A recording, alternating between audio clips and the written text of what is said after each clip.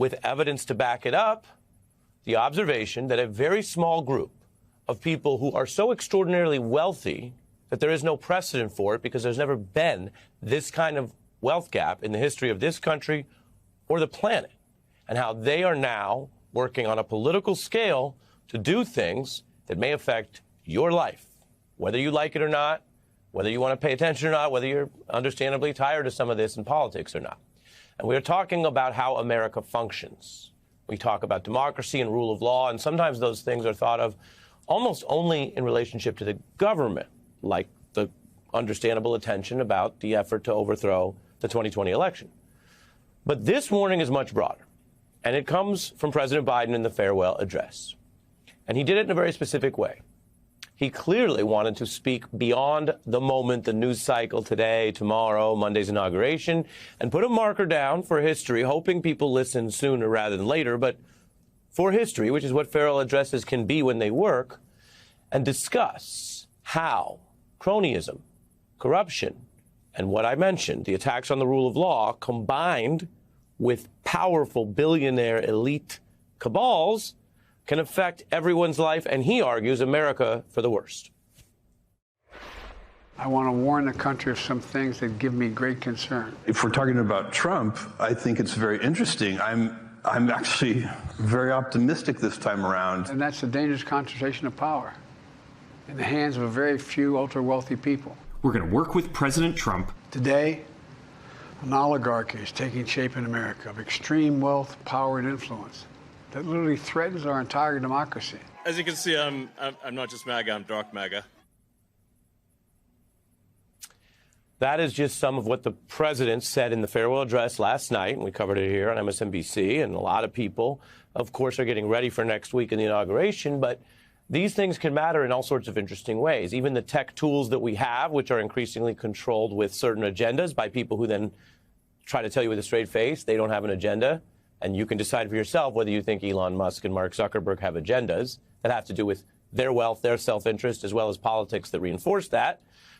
You can listen to them and decide. But even through these tech tools, we have evidence today that we didn't have in the first moments after the president finished speaking last night, and how his warning may have at least elicited interest in the critique that he was launching, because right after his address over the ensuing hours, the most popular search engine registered a spike in people wanting to know about oligarchies. These are Google searches for learning what oligarchy even means, because people obviously heard some of what the president said and wanted to know more. This is, of course, a reference to governments or power being controlled by a very small group of people, usually not representative, and usually with problems for everyone else who's not in the small ruling class. That's why when you hear the term ruling class, it often has a negative connotation. Now, the president also specifically spoke out against some of the concentration of wealth among people making money off technology, the Silicon Valley, the big tech. And he used a very important phrase, which you don't have to be a political science expert or historian to have a familiar ring to it. He discussed a tech industrial complex, a clear echo of Eisenhower's warning in his farewell address against something that proved to be prescient and a problem. And remember, you can like the military and warn about what you're about to hear, just like you could like some parts of technology and progress, but warn about the problem of that being in too few hands of people who are not looking out for you, or most people. They're looking out for themselves. And that's what Eisenhower was also worried about when he prophetically warned against the military-industrial complex. We must guard against the acquisition of unwarranted influence, whether sought or unsought, by the military-industrial complex. I'm equally concerned about the potential rise of a tech-industrial complex that could pose real dangers for our country as well. Very real dangers. This is not about winning another campaign. In fact, rare among any president who could run again. We all know this president didn't exercise the option that he was in the middle of to finish out that campaign. And he has no campaigns left to run. So he's not doing this for some rhetoric or political reason, even though the president is a politician like other politicians and says things for political reasons sometimes. But best we can tell, he's saying this in the farewell address because he seems to want to warn people about this concentration of power a few days out from an inauguration where we're seeing a kind of unity that you rarely get in American life. And it seems to be based on self-interest and, in some cases, contradiction of the tech chiefs' past statements about what they stand for, how they'll use their power, what they want their companies and employees to believe in. We are talking about Twitter, now X under Musk, Amazon under Bezos, Meta under Zuckerberg, Google, who has some chiefs that I'm going to show you in a moment, Apple, TikTok. All these chiefs will attend, and many of them, as we've documented, as you've probably seen, are suddenly taking very strong positions in favor of things they actually used to warn against, in an echo of how the Republican Party evolved under Trump. Musk is still the world's richest person. And for him, it's not just about X, where he has actually had some market share slipping and lost some money on paper, because what he's done with X politically may be benefiting him in the long run across his wider empire. Tesla is way up this year. SpaceX has government contracts. Musk will be speaking at an inauguration event. He also campaigned repeatedly with Donald Trump and at times got very close to legal questions, as he not only spent money last year, which he can do on the campaigns, but even had raffle-type contests to see if he could give out money that at least critics and one investigation questioned whether that was designed to, in a sense, sway the votes. He's also in this special role where he's still going to take his government money, but he wants to, he says, cut the spending on other stuff. You can look at some of Musk's plans as cutting any federal spending that isn't heading towards his companies. Trump's hires, his allies, his advisors, and these billionaires are going to be a part of running the government. There are more billionaires, again, at a time where wealth is being more concentrated, heading into this government than any administration in history. And the money's still pouring in. Over $500 million after the election. Let me repeat that because we hear a lot of terms and numbers throwing around, but Axios, nonpartisan DC outlet, had this scoop, as they call it, pointing out that in a reversal of most situations where you have a lot of money before the election, people are rushing in. They said the money's, quote, pouring in at Mar-a-Lago. Trump doesn't have to lift a finger. Everyone's coming to him. Now, that's sourced to a Trump advisor, but the numbers don't lie, with or without who you quote, $500 million.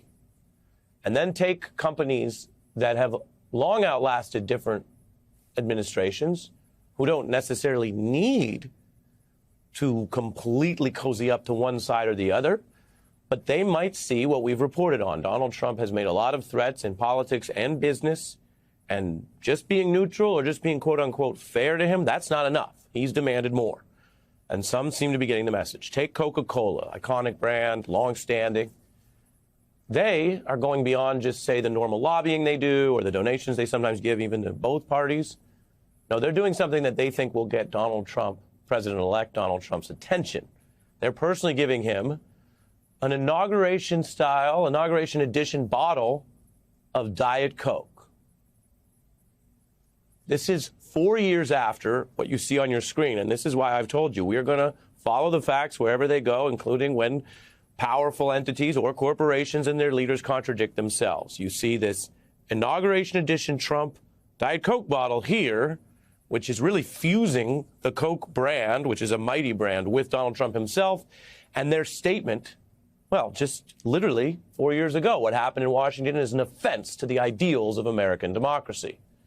And in tech, where you have people who, remember, a lot of these tech folks say they're different than business as usual. They're not interested, they say, in politics. And if you've ever watched a tech conference, and we've had folks on this program, and we've learned things from them, and we've given them time, but a lot of them repeatedly say they're doing things in a new way. They want to transcend politics. Washington isn't where they learn how to do things, and they certainly don't play by the old rules of lobbying. And some of them spent really their public image and capital in the first term going out of their way to say what Trump did was wrong on immigration or other issues.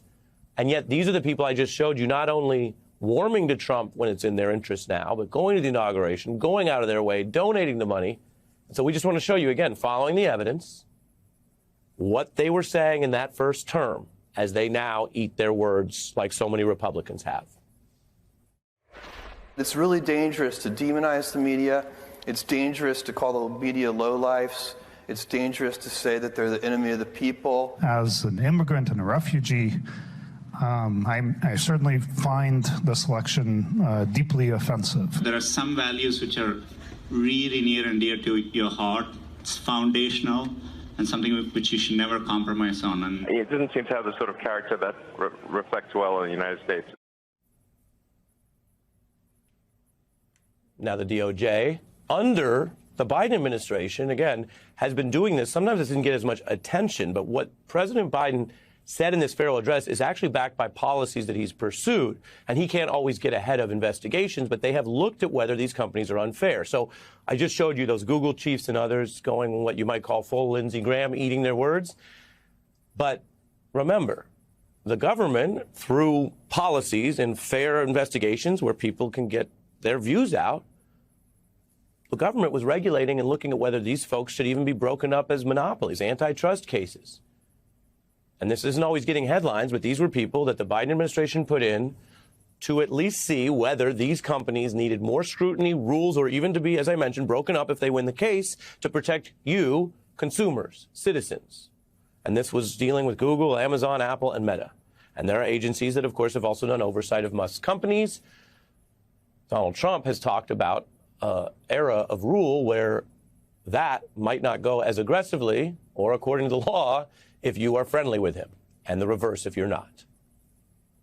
So keep all of that in mind as you have people who are trying to tell you that they're making changes because they just changed their mind, or with even more chutzpah, they're looking out for you, when in fact, as is often the case, it goes back to the business, back to the money, and back to their self-interest at the top, and not yours if you are in the middle or the upper middle or the middle bottom or all the way to the bottom, but basically the other so-called 99%. You care about national security. When you saw the insecure way those documents were stored at Mar-a-Lago, did it make your stomach turn? Well, it's certainly of grave concern. Back in 2023, Mike Turner, the chairman of the House Intelligence Committee, criticized Donald Trump's decision to store hundreds of classified documents down at Mar-a-Lago. Turner had also previously criticized Trump's 2019 call with Ukrainian President Volodymyr Zelensky, the one where Trump pressured Zelensky to announce an investigation into Joe Biden. I've read the transcript of the conversation with the president and the president of Ukraine. Concerning that conversation, I want to say to the president, this is not okay. That conversation is not okay, and I think it's disappointing to the American public when they read the transcript. Apparently, criticism like that comes at a cost. Yesterday, House Speaker Mike Johnson invited Representative Turner to his office and informed Mr. Turner that he was removing him from a very powerful post as chair of the House Intelligence Committee. The speaker told reporters last night that his decision had absolutely nothing to do with President-elect Trump. But Turner himself told CBS News the opposite, that in their meeting, Speaker Johnson had specifically cited concerns from Mar-a-Lago as the reason for Turner's removal. If that is true, and Trump did play a direct role in ousting the chair of the Intelligence Committee, then we are in uncharted territory. House speakers have never taken direction from the White House on important congressional decisions like these. Late this afternoon, Johnson announced a new chairman of the panel, Arkansas Republican Rick Crawford. Joining me now is Congressman Raja Krishnamoorthi, Democrat from Illinois and a member of the House Intelligence Committee. Congressman, thank you for being here tonight. First, what has been the reaction among Democrats on the committee about what looks a lot like a purge? It sure does. It was outrageous.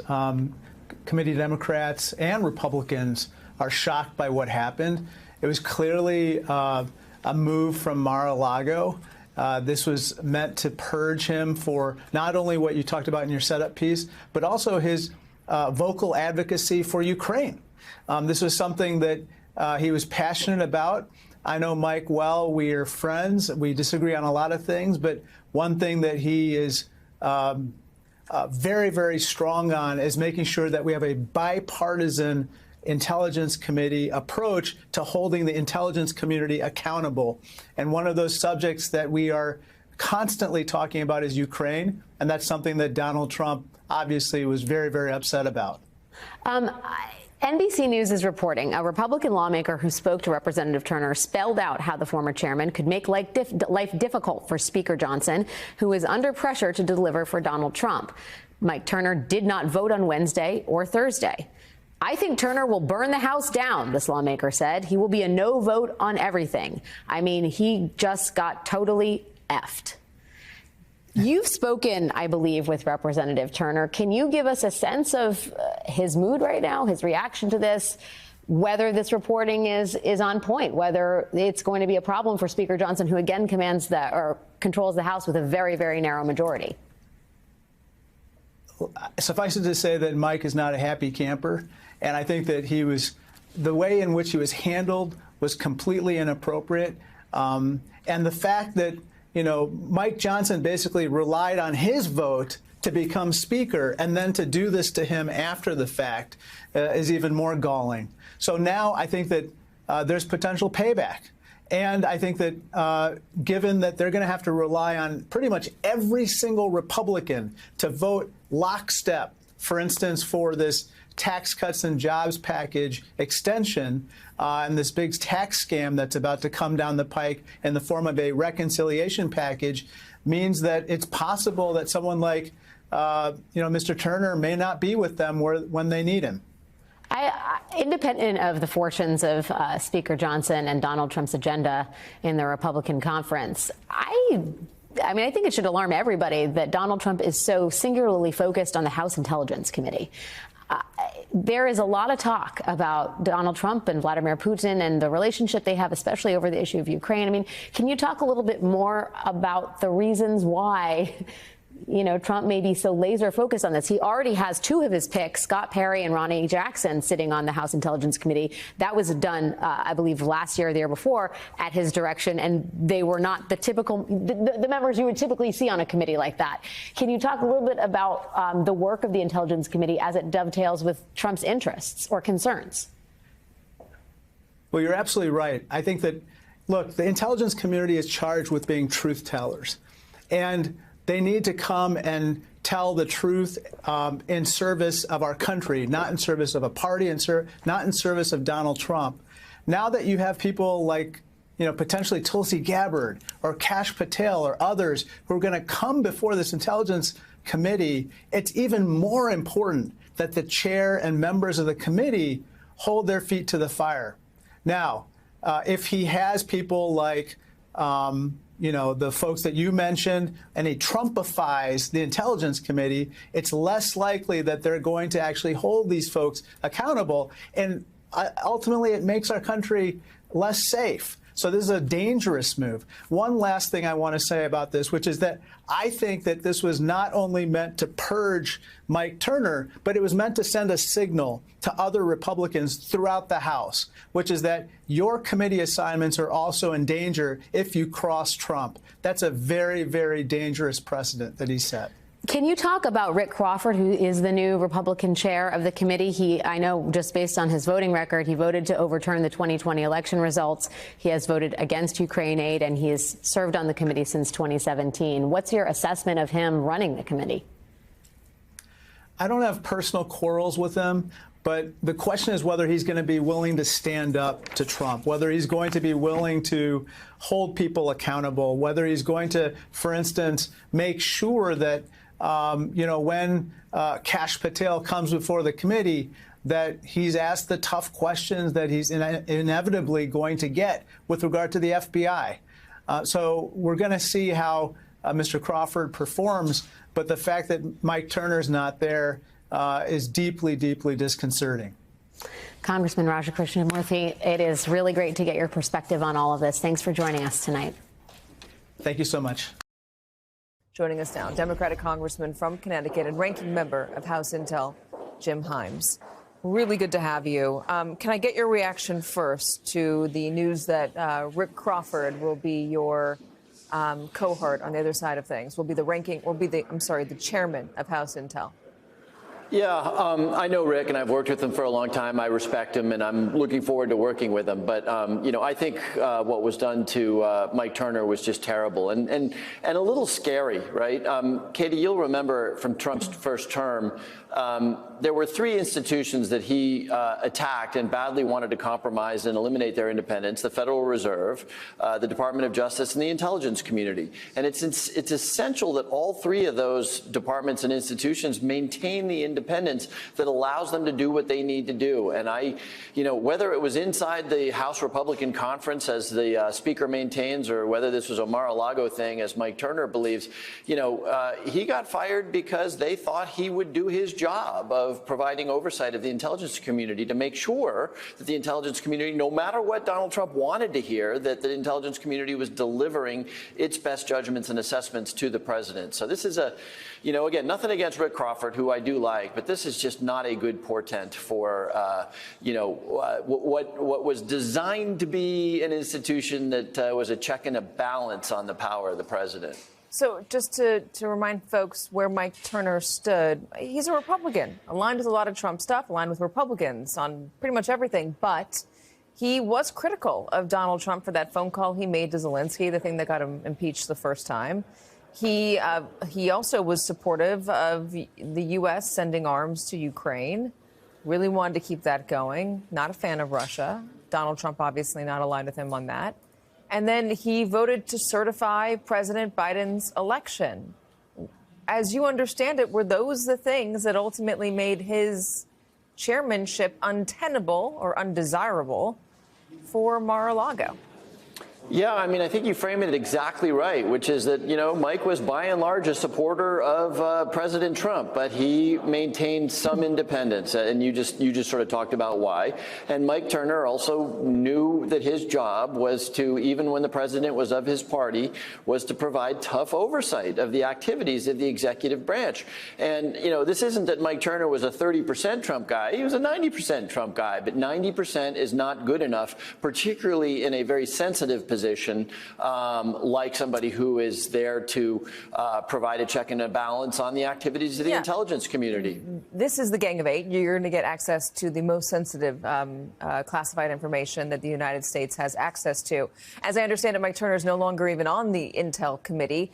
You've seen all this in intelligence, Congressman. I know you can't go into it, but you talked about this sending a chill down your spine. Is it because of what you know that's out there? That is there a threat that you're worried about that you think Donald Trump doesn't see as a threat? I mean, what is the chill? No, it's not so much that. The chill is, I had this weird feeling that it was like, I remember exactly where I was when the president fired in the beginning of his first term Jim Comey, the FBI director. Now, whatever you think about Jim Comey, and lots of people think lots of different things about Jim Comey, there was that moment in the White House where the president said to Jim Comey, "I need your loyalty." And Jim Comey said, "Well, I'll be loyal to the law." No, I need your loyalty. And that's what just happened, right? I don't think the conversation actually happened, but I think people wondered whether Mike Turner, when push came to shove, whether he would stand for the Constitution and his job as a member of Congress, or whether he would defend Donald Trump. And I think that is why he is gone. No, there's not a particular threat out there, by the way, but I will tell you, setting aside sort of the constitutional issues and the good governance issues, Mike Turner has probably forgotten more about the national security of the United States than any 12 members of Congress are ever going to know. So yes, of course, it's a huge loss at a very senior position in a very sensitive role. But it's more about the signal that is sent in this building. If you're only 95% loyal to Donald Trump, you're out of there. That people will watch and learn.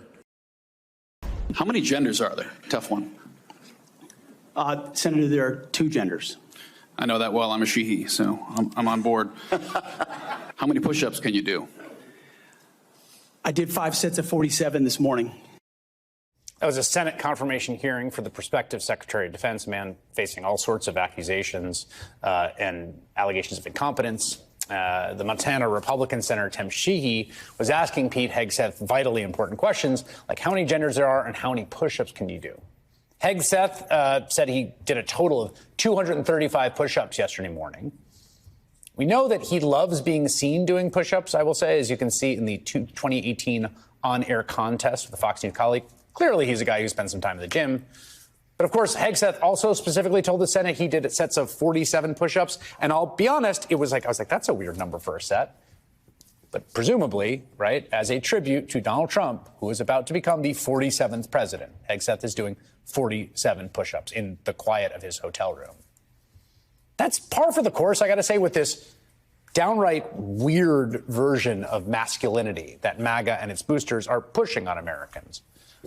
You can see it in what people have been calling the vibe shift, right? This odd, to me, off-putting thing happening where cultural figures and business titans are embracing Trump out of all proportion to his 1.5% victory margin, one of the narrowest wins in American electoral history. A huge part of this has been this pathological expression of gender frustration by all kinds of men who seem to think that the real way to be a man is to insult people and endlessly whine about DEI and the unfairness of the world to rich dudes. Of course, at the center of it all, right, the one it begins with is the man himself, Donald Trump, who is fundamentally, more almost than he is anything else, a crybaby. He's a crybaby, endlessly complaining in ever more dramatic language about how much of a victim he is.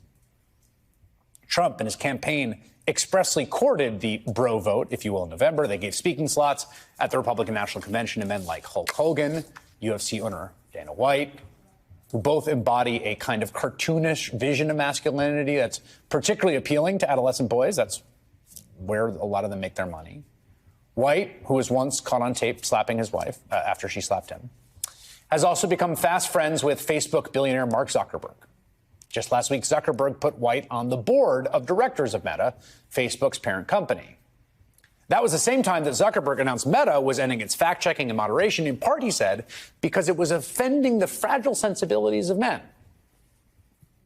I do think a lot of our society has become very, like, I don't know, I don't even know the right word for it, but it's like kind of like neutered or like emasculated. I do think the corporate culture sort of had swung towards being this somewhat more neutered thing.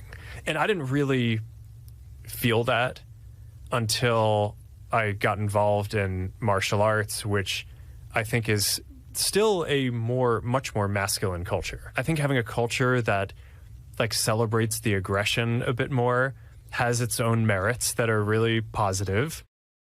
I mean, look, martial arts, jiu-jitsu in particular, are great, but all that other stuff that's your stuff, bro. According to reporting by the New York Times, Zuckerberg also met late last year with Trump aide Stephen Miller and signals of the Trump team that he would do nothing to obstruct the Trump agenda of fighting DEI, according to three people with knowledge of the meeting. And get this, Zuckerberg blamed his former chief operating officer, Sheryl Sandberg, for an inclusivity initiative at Facebook that encouraged employees' self-expression in the workplace. I mean, I have to say, at one level, right, it actually is a perfect example of masculine energy to not own your own decision and instead blame them on a woman who is your subordinate. A lot of men do that a lot.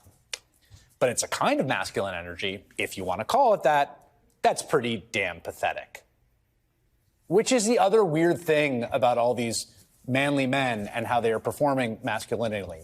Not only does it involve a ton of whining, I mean, a real, like, constant whining and blame shifting, it also involves abject levels of, dare I say, emasculating subservience. All these manly men so eager to submit to the awesome will of Donald Trump, while simultaneously bragging about their superhuman feats, whether it's all the push-ups you can allegedly do in Hegseth's case or claiming you are one of the best video gamers in the universe, as Elon Musk has recently done. So are you in the top 20 in the world or top 20? Wow, in Diablo. Yeah. Do you want to tell everybody your handle? No, don't tell them. Don't tell them. It's not worth it. It's a bold claim, which Musk has made again recently with another game. And hardcore gamers quickly took him apart after watching a live stream of Musk playing that game, in which he committed tons of mistakes that no top-flight gamer would make. Many suggested Musk had hired a ringer to play the games for him or cheated in some other way. Now, Musk's response to the barrage of criticism was to, well, throw a tantrum, to post criticism of one of these gamers who roasted him, take away that gamer's blue check verification on X, a social media site Musk owns. Remember when Musk bought Twitter and said it was totally unfair how they were using blue checks to separate users into lords and peasants? Now the tech titan who complains about the woke mind virus, said his trans daughter is dead to him, is showing just how thin-skinned he really is. I mean, we right now are under the thumb of just desperately thin-skinned, thirsty weirdos who are convinced, as New York Times columnist Jamel Bowie put it, that masculine energy means license to act like a chud in public as opposed to more traditional notions of public masculinity, such as those that put a premium on the performance of integrity, honesty, honor, and generosity. I read that today, and I was thinking about my grandfather, who is a lifelong conservative Republican, stridently anti-communist, very religious Catholic man, very anti-abortion. And I loved him. I loved my grandfather. And my God, he and I had very different politics and worldviews, certainly around gender, though we never really talked about it. But I will say this for my grandfather, the bear, as we called him. There were two character traits he had that I really admired, among many, but two I really admired. He was his own man through and through. My grandfather did not bow, and he did not scrape. And he didn't whine. That's the other thing. He did not whine, and he had no tolerance for those who did. If all these psychologically damaged, very powerful men are going to fetishize some throwback conception of manhood, maybe start with that. Be your own man. Don't debase yourself by bending the knee.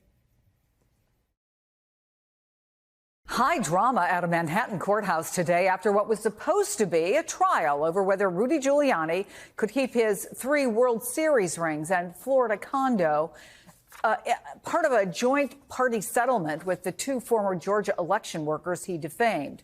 Joining me now is MSNBC legal correspondent Lisa Rubin. What do we know about this settlement? Well, Chris, we don't know very much about the settlement other than there's just a couple of things. One, there's been a representation that this settlement not only resolves the issues for what was supposed to be today's trial, but resolves any and all issues between the parties to this case. And this case was not only about that Palm Beach County condo and the World Series rings, but about a bunch of other property that Rudy Giuliani owned and had been ordered in the course of this proceeding to turn over to the women, including his New York apartment and Yankees memorabilia, bank accounts, things of that nature. The second thing that we know is that Rudy Giuliani has put out a statement, and his lawyer said this in court, that this settlement allows him to retain his personal property as well as both of his apartments. And that is not being disputed by the women themselves, who have put out a statement saying that they have agreed to a settlement that allows Mr. Giuliani to retain his property in exchange for a settlement.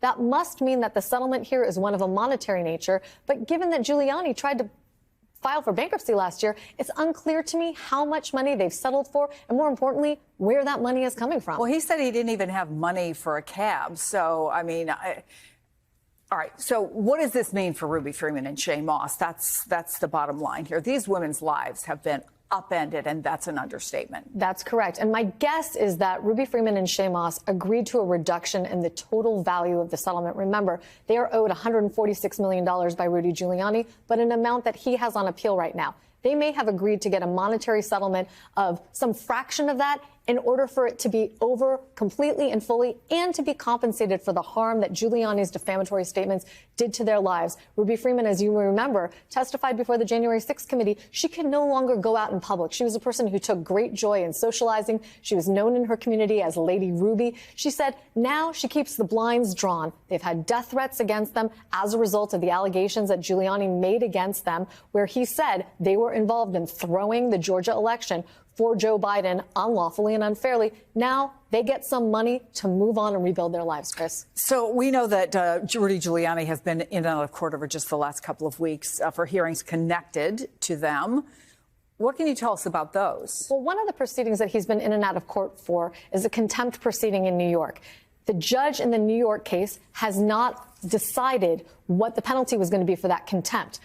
Through this settlement, it appears that that contempt proceeding is wiped clean. He won't be punished for the contempt in at least the New York court. But there's also a separate contempt proceeding in D.C. because Rudy had agreed in writing that he wouldn't further defame the women. Last week, a judge in the D.C. federal court, Judge Beryl Howell, entered a complicated order that basically says for a period of time that Rudy doesn't comply with her order, he'll owe the women $200 per day. We'll have to see whether that will stick to or whether that's part of this global settlement that Ruby Freeman and Shaye Moss have reached with Rudy Giuliani. Joining us now, Democratic Senator Richard Blumenthal of Connecticut. He is a member of the Homeland Security Armed Services and Judiciary Committees. It's very good to have you on the show this morning. Senator, always great to have you on the show. You've written a letter regarding Kash Patel. It's interesting. Last hour, Jonathan and I were talking about Pam Bondi's hearing and said at times it seemed like the hearing was more about Kash Patel than Pam Bondi, because several times Pam Bondi saying, I will not have an enemies list. There will be no enemies list. She was asked about the media. She said no member of the media will be arrested for being a member of the media and doing her job. But the questions kept going back to Kash Patel, someone who, if he were the FBI director, would obviously work under her. I'm curious your thoughts about that, your thoughts about Kash Patel and your concerns and why you wrote this letter. The reason for the letter, and thank you for having me to talk about it, is very simply to make my colleagues more aware of some of the really extremist views that he's expressed, his adherence to QAnon, his embrace of conspiracy theories, his statement that government undercover agents instigated and incited the January 6th insurrection, and maybe most important, his determination to go after enemies, that is, political opponents, judges, media, lawyers, who he regards as advocates of opposing political views. By the way, Senator, it's important for our viewers to recognize that many on that so-called enemies list are actually Republicans that Donald Trump appointed. That's absolutely right. Bill Barr, John Bolton, many others.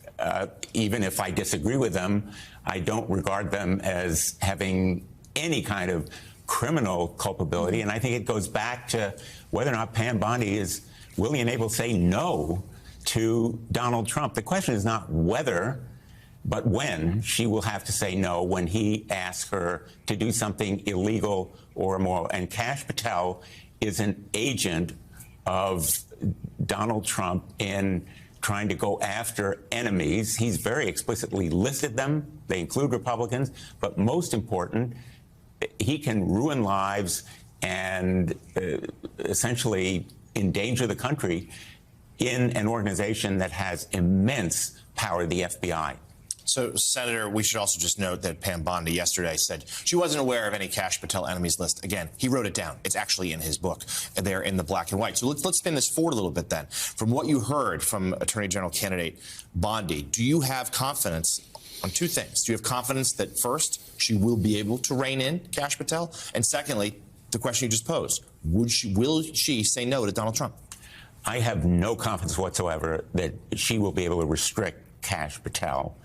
The position of director is supposed to be independent. She has limited kinds of resources to rein him in, and he can start investigation without even informing her office about beginning them.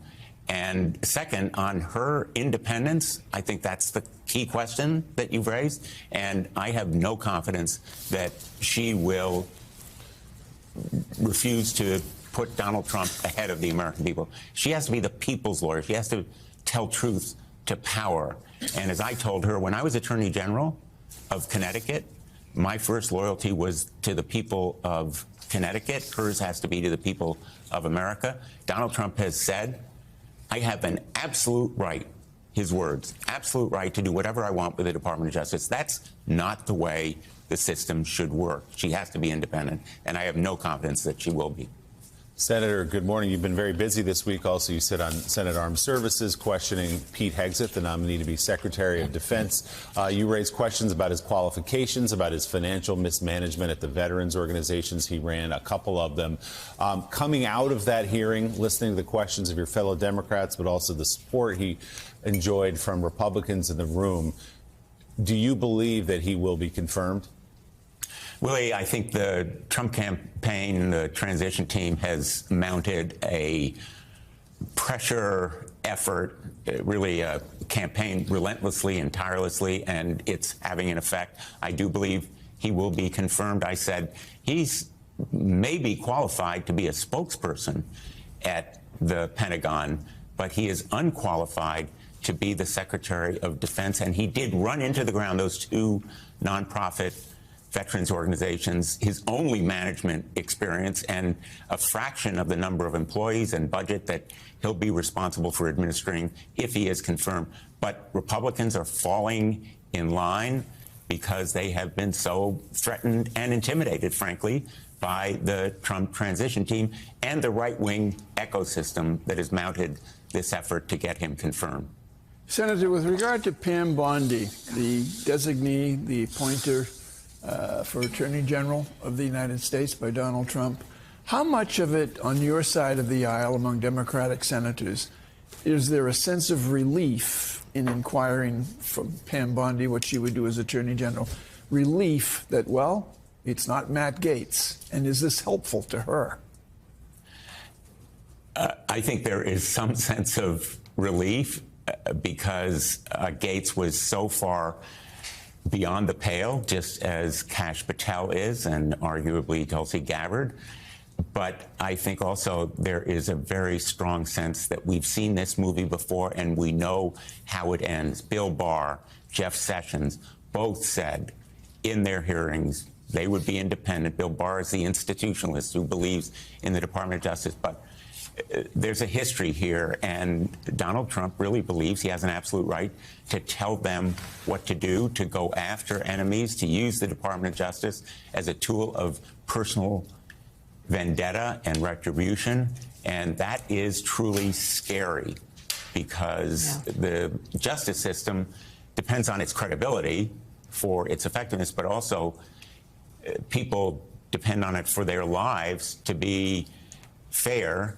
And what we could see is lives ruined and institutions broken as a result of an Attorney General who is unwilling or unable to say no when Donald Trump asks her to do something illegal or immoral. Democratic Senator Richard Blumenthal of Connecticut, thank you very much for coming on the show this morning. We really appreciate it.